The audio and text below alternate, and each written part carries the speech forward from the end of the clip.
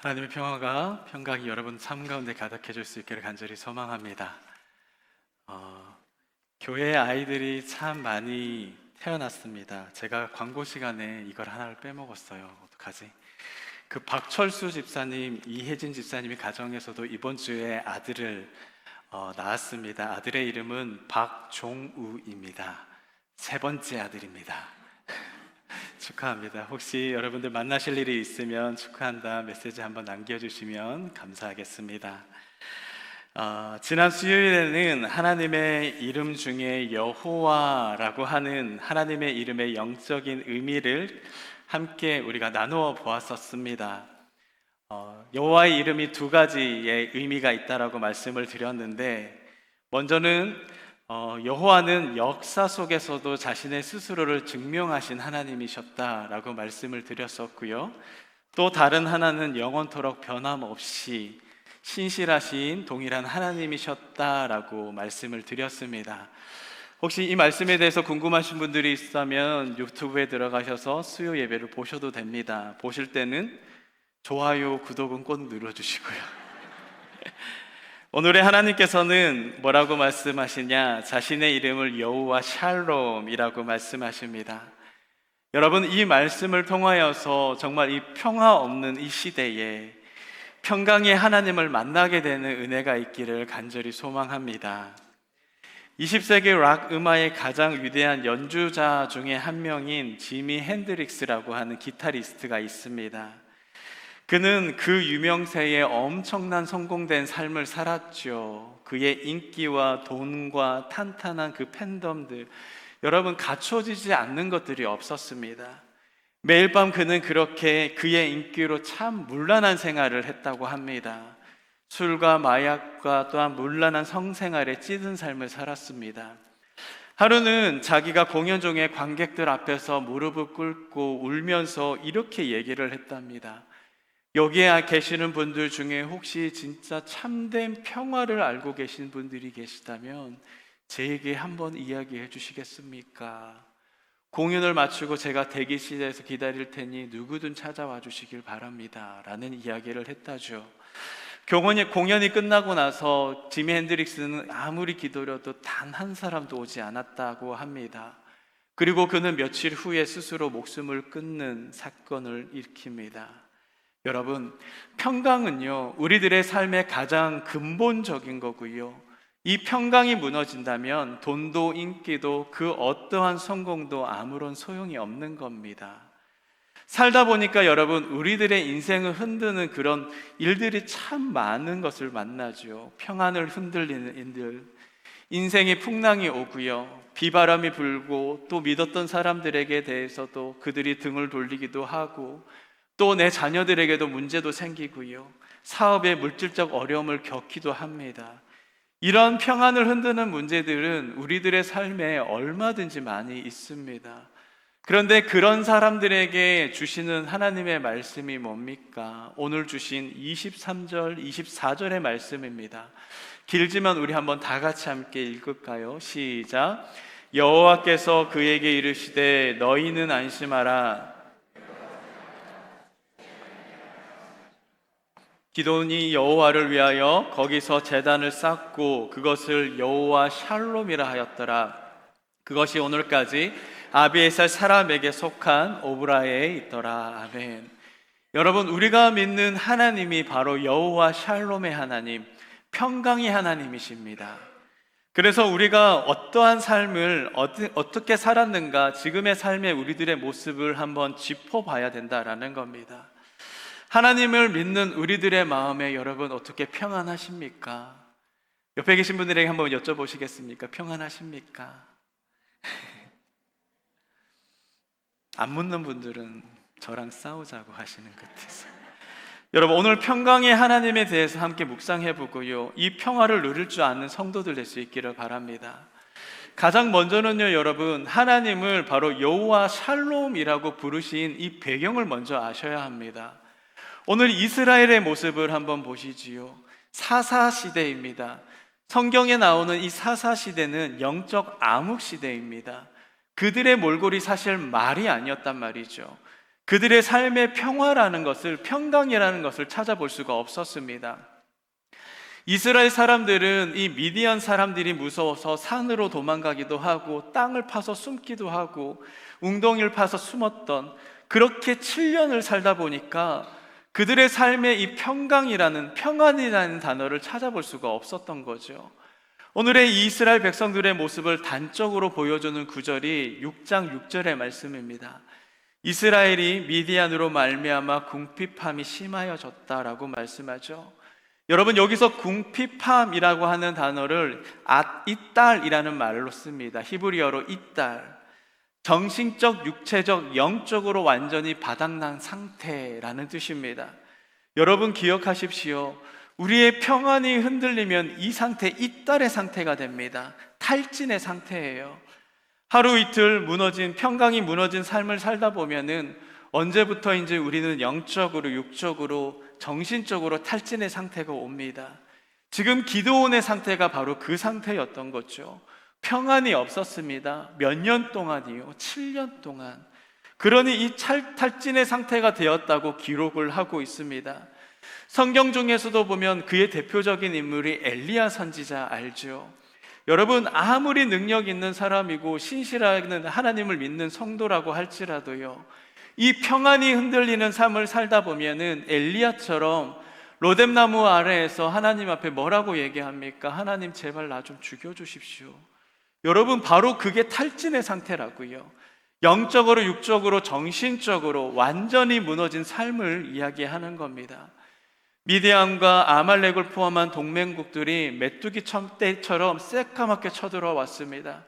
그들을 어떻게 괴롭혔냐면 진을 치고요, 토지와 소산을, 모든 것들을 빼앗아가고 약탈하기 시작합니다. 심지어는 식물의 껍질까지 벗겨가고 뿌리까지 뽑아갔다라는 이야기가 있습니다. 여러분, 이런 삶의 평화가 어디 있겠습니까? 어떻게 살아가라고요? 인생이 여러분 평강이 흔들리면 이 탈진이 오는 거예요. 그런데 우리 하나님은 어떤 분이시죠? 24절 말씀 볼까요? 기드온이 여호와를 위하여서 거기서 제단을 쌓고 그것을 뭐라고요? 여호와 샬롬이라 하였다. 우리 하나님 여호와 샬롬, 여러분 평강의 하나님이시라는 겁니다. 우리가 어떠한 상황 속에서든 여러분 탈진이든 평안을 잃어버리든, 여러분 정말로 중요한 건 뭡니까? 내 안에 주인 되신 우리 하나님이 바로 평강의 하나님이시라는 겁니다.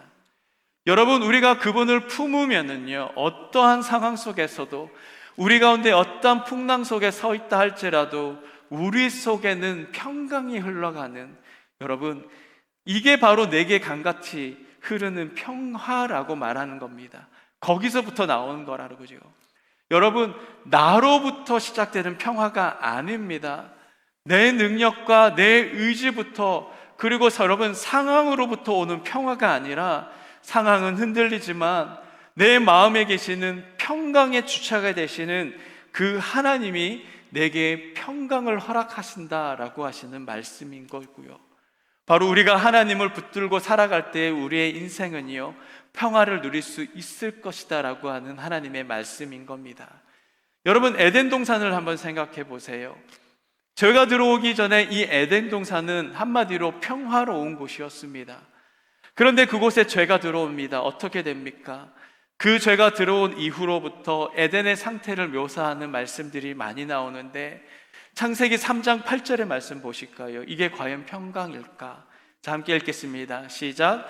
그들이 그날 바람이 불 때에 동산을 거니시는 여호와 하나님의 소리를 듣고 아담과 그의 아내가 여호와 하나님의 낯을 피하여 동산 나무에 숨었다. 여러분, 아담과 하와에게 평화가 있어 보입니까? 평안이 있다면 왜 그렇게 도망자처럼 숨어 있는 겁니까? 그들의 속에 평안을 빼앗긴던 거죠. 10절의 말씀 속에서도 이르되 내가 동산에서 하나님의 소리를 듣고 내가 벗었으므로 두려워하여 숨었나이다. 여러분, 평안이 없는 겁니다. 읽어보니까 우리가 분위기를 잘 알겠죠. 죄 지은 인간들은 여러분 하나님을 피해 다니는 그런 도망자 신세였던 겁니다. 나무 사이에 숨고요, 불안과 그 두려움에 가득하게 됐던 거죠. 여러분, 이게 바로 죄의 결과인 겁니다. 그래서 빌리 그레이엄 목사님이 이런 말씀을 하셨습니다. 인간이 평안을 잃은 이유는 하나님과의 평화가 깨어졌기 때문이다.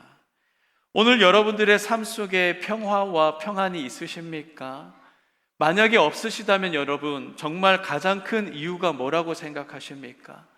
여러분들이 지금 처해 있는 상황의 문제 이전에 여러분, 하나님과의 나와의 그런 평화가 깨졌기 때문이라고 혹시 생각지 않습니까? 로마서 3장 17절의 말씀입니다. 평강의 길을 알지 못하였다. 여러분, 우리들의 인생 아무리 발버둥 치면서 공부하고 열심히 좋은 학교 가고 좋은 직장 다니고 돈 많이 벌고 차 타고 여러분 좋은 집 살아도요, 이 죄의 진노 가운데서 하나님과의 평화가 깨어진 그 인생들은 절대 평강이 있을 수가 없는 겁니다. 여러분, 우리 예수님이 이 땅에 왜 오셨습니까? 하나님과 우리를 화목하게 하려고 오신 겁니다. 그 깨어진 평화를요, 하나님이 회복시켜 주시기 위해서 우리 예수님이 화목의 제물로 십자가에서 돌아가신 겁니다. 로마서 5장 1절이 바로 그 말씀입니다. 우리 주 예수 그리스도로 말미암아 하나님과 화평을 누리자. 화목 제물로 보내신 이 예수를 믿는 사람만이 하나님과 화평을 누릴 수 있고요, 그 사람만이 진짜 샬롬을 누리며 살아갈 수 있는 것입니다. 이제 여러분 속에 이제는 예수 그리스도로 인하여서 평화의 삶의 문이 열리게 된 겁니다. 여러분 믿으십니까? 여러분, 그러면 우리가 어떻게 이 평강의 삶을 누릴 수 있을까? 그 비결이 뭘까요? 우리 성도는요, 예수를 믿고 평화의 하나님을 아버지라고 불렀습니다. 이제는 수많은 문제들 속에서도요, 여러분, 내 안에 평강이 흘러가야 되는 겁니다. 평강의 그 평화의 강이 흘러가야 되는 거죠. 이건 당연한 이유가 있습니다. 여러분, 우리의 아버지가 재벌입니다. 진짜 재벌은 아니고요, 아버지가 재벌입니다. 그럼 그 자녀는 여러분 어떻겠습니까? 그의 부를 누리는 것 아닙니까? 내 아버지의 부가 내 부가 되는 겁니다. 우리 하나님 아버지가 여호와 샬롬이라고 하셨습니다.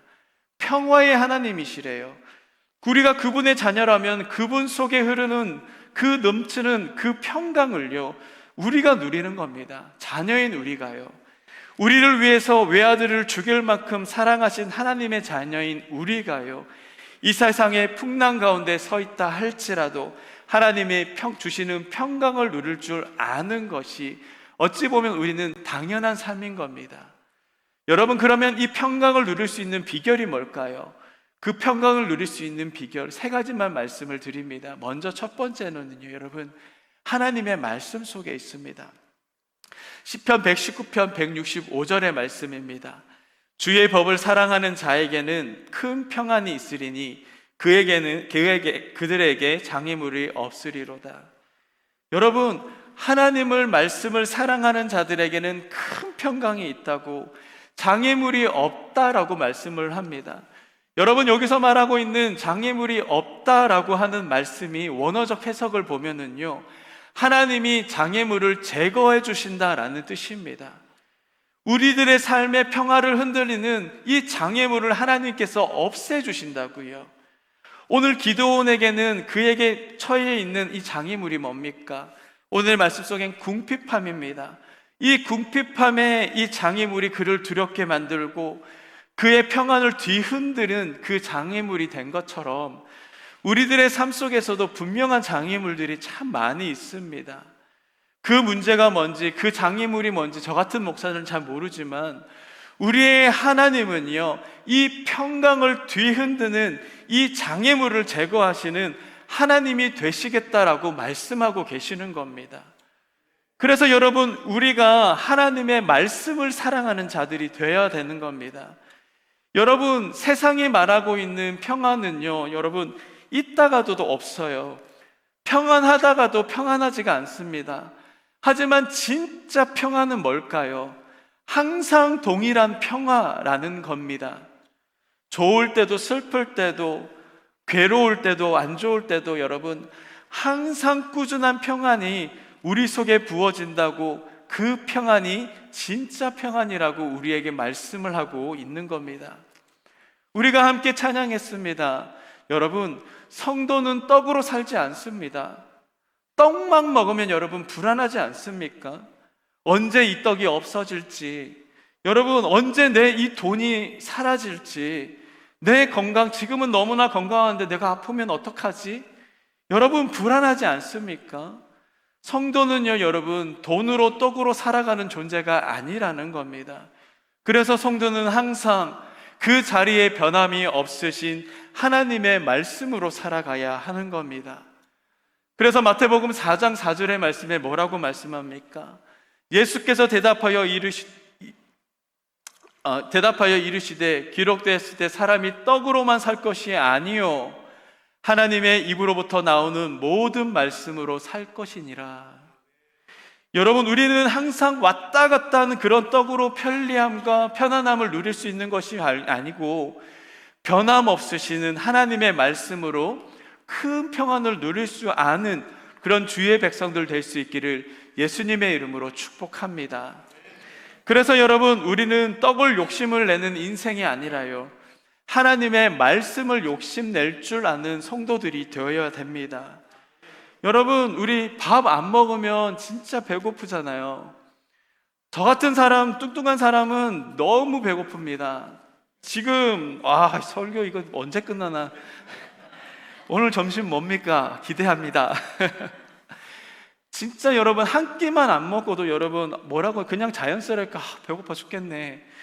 여러분, 물 한 번 안 마시면 갈증을 느끼지 않습니까? 그런 진짜 우리들인데, 근데 우리가 얼마나 둔한지, 말씀의 배고픔과 우리 그 갈증들을 느끼지 못한 채 세상을 살아가고 있더라고요. 말씀을 안 들어도 하루나 일주일이나 한 달이나 1년이나 여러분 정말 배고픈지 모른 채 살아가고 있습니다. 계속적으로 살아가니까 우리는 언제부턴가 영적인 영양실조가 되어가고 있죠. 또 기도도 안 하고 살아가다 보니까 여러분 불편함이 없어요. 그게 바로 영적인 민감함이 사라진 우리들의 모습일 수도 있습니다. 아모스 8장 11절의 말씀 이렇게 얘기합니다. 내가 기근을 땅에 보내리니 양식이 없어 주임이 아니요 물이 없어 가람이 아니요 여호와의 말씀을 듣지 못합니다. 여러분, 이 아모스 선지자가 먹을 게 없어서 마실 물이 없어서가 아니라 하나님의 말씀에 대한 가람, 하나님의 말씀에 대한 배고픔을 느꼈던 선지자였던 겁니다. 축복합니다. 우리 교회가요, 하나님의 기뻐하시는 그 교회로 하나님의 말씀을 배고파 할 줄 아는 교회가 될 수 있기를 예수님의 이름으로 축복합니다. 성도는 말씀으로 채워질 때에 이 평안을 누리는 하나님의 백성이 되는 거고요. 또 두 번째는 뭡니까? 바로 기도의 생활이 있습니다. 기도요. 사사기를 읽다 보면은 그들의 영적인 패턴이 있습니다. 이스라엘이요. 성경 공부 시간에도 많이들 이야기하셨을 텐데 거의 똑같습니다. 5가지의 패턴들. 이스라엘이 평안해졌습니다. 평안해지니까 주위에 이방 것들이 보이게 돼요. 그들을 쫓아가고 좋아하니까 죄를 짓습니다. 하나님이 그러한 죄를 짓는 이스라엘을 보실 때마다 징계하시고 또한 징계를 하시고 벌을 내리십니다. 이렇게 고통 중에 있으니까 이스라엘이 다시금 회개하고 기도하면서 하나님 앞에 구원을 구합니다. 그러면 하나님께서 용서하시고 다시 화목하게 하시고요. 또 평안해지니까 이스라엘이 또 죄를 짓고, 이 패턴이 계속 사이클처럼 돌아갑니다. 그런데 이 5가지의 패턴이 사사기에서 끊임없이 돌아가는 영적인 패턴인데, 오늘 등장하는 기드온의 이야기는요, 이 패턴 속에서도 죄를 짓고 징계를 받는 그런 단계입니다. 미디안에 의하여서 7년 동안이나 괴로움의 그 징계의 시간을 갖습니다. 이 극심한 고통을 끊는 방법이 사사기 6장 6절에 등장하는데, 그 극심한 징계의 고통을 끊는 비결 한번 우리 읽어볼까요? 함께 읽겠습니다. 시작. 이스라엘이 여호와께 부르짖었더라. 여러분, 여기서 부르짖는다라고 하는 말을 히브리어로 자크라는 말을 씁니다. 무슨 뜻이냐면 도움을 구하며 짐승처럼 울부짖는 짐승의 소리라는 뜻입니다. 이스라엘이 얼마나 고통스러웠냐면은 정말 짐승처럼 엉엉 울면서 주님 우리를 도와주십시오, 주님 우리를 구원해 주십시오, 그렇게 간절히 기도했다라는 이야기입니다. 여러분, 기도는요 우리의 저주를 끊어내고요 고통을 끊어내는 능력임을 여러분 믿을 수 있기를 바랍니다. 빌립보서 4장 6, 7절에 아무것도 염려하지 말고 다만 모든 일을 기도와 간구로 너희의 구할 것을 감사함으로 하나님께 아뢰라. 뭐라 말합니까? 그러면 모든 지각이 뛰어난 하나님의 평강이 그리스도 예수 안에 있는 너희들의 마음과 생각을 지키신다라고 말씀하지요. 하나님의 평강이 여러분 나를 다스리는 겁니다. 뭐라 그럽니까? 염려하지 마. 기도해. 간구해. 하나님의 백성들이 해야 할 일은 여러분 우리가 염려할 것이 아니라요. 염려가 오면 여러분 우리는 기도해야 한다라는 말씀입니다. 염려가 나를 다스리면 여러분 우리의 믿음이 말라버려요. 오늘 여러분 속에 기도가 여러분들의 삶 가운데 부어지게 되면은 이제는 이 염려들이 끊어지게 되는 거고 고통을 끊어내는 거고 능력의 성도가 된다라고요. 여러분 답답한 일들 많지 않으십니까? 어떻게 진짜 평안하십니까? 어떻게 근심 염려가 여러분 걱정들이 내게 몰려오지 않습니까? 지난주에 제 큐티 말씀에 요한복음 14장의 말씀이었는데 1절에 이렇게 말씀합니다. 너희는 마음에 근심하지 말라. 하나님을 믿으니 또 나를 믿어라. 여러분 가끔씩 기도 노트를 쓰는데 쓸 때마다 참 이게 안 될 것 같다라는 생각이 너무나 많은 것이 있습니다. 참 그렇게도 걱정이 되고 고민이 염려가 막 머리 끝까지 차오를 때 여러분 그런 거 경험해 보셨습니까? 내 가슴이 두근두근 거리는 거요. 여러분 그래서 제 기도 노트 제목 1번에 기도 내용을 이렇게 적어놨습니다.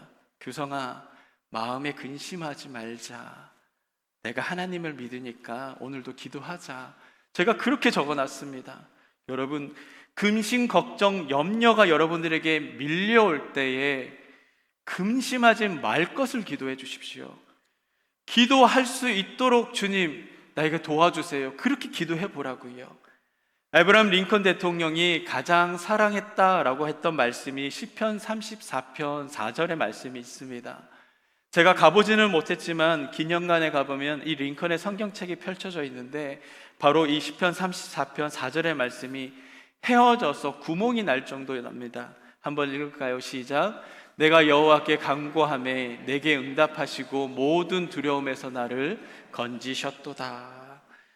여러분 대통령으로서 많은 일들을 하면서 그가 얼마나 혁명적인 일들을 많이 했습니까? 그래서 살해 협박을 받기도 하고 너무나도 어려운 순간 속에서 이 링컨은요 매일같이 이 말씀을 이렇게 붙잡고요 그렇게 기도했다죠. 하나님 나 두렵습니다. 하나님 내게 평강을 주십시오. 사랑하는 여러분, 기도는요 모든 고통을 끊어내는 하나님의 비결입니다. 잊지 마십시오. 근심하고 염려하기보다 기도할 수 있는 성도님들 될 수 있기를 축복합니다. 마지막 세 번째로는요 여러분 뭐냐? 바로 그의 비결은 예배에 있습니다.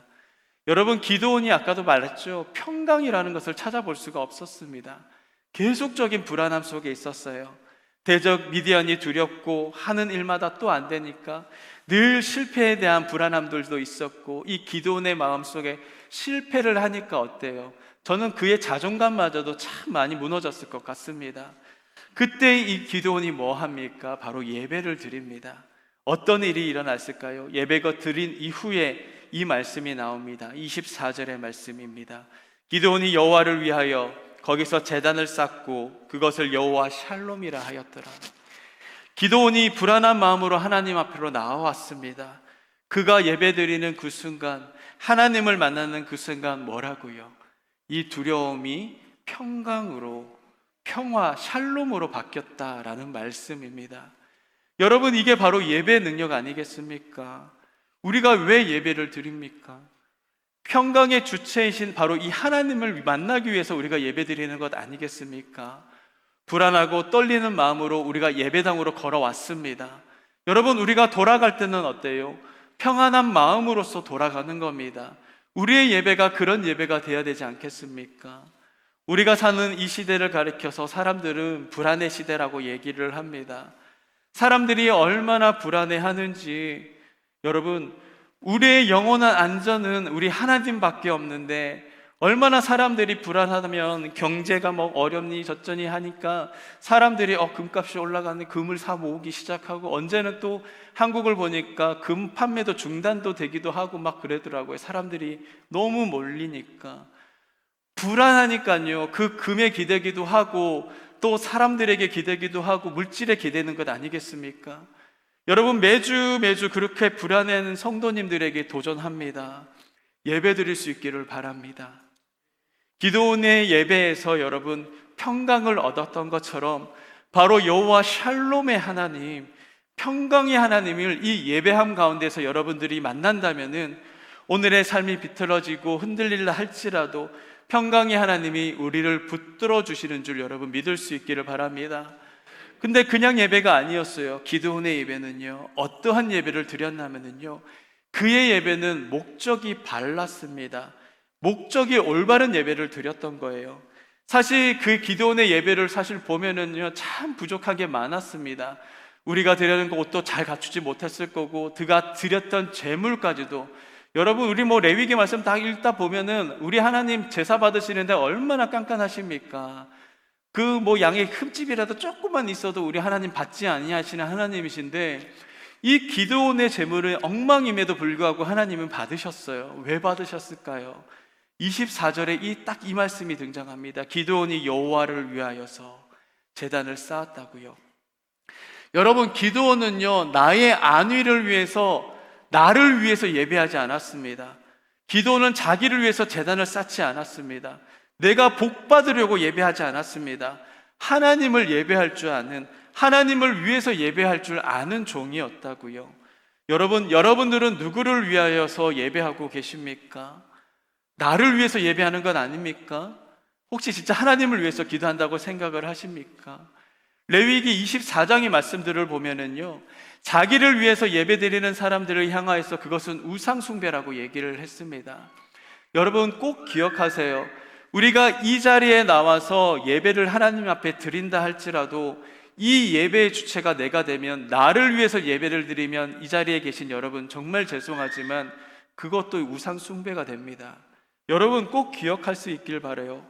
여호와를 위한 예배만이 올바른 목적이 있는 예배이라는 거죠.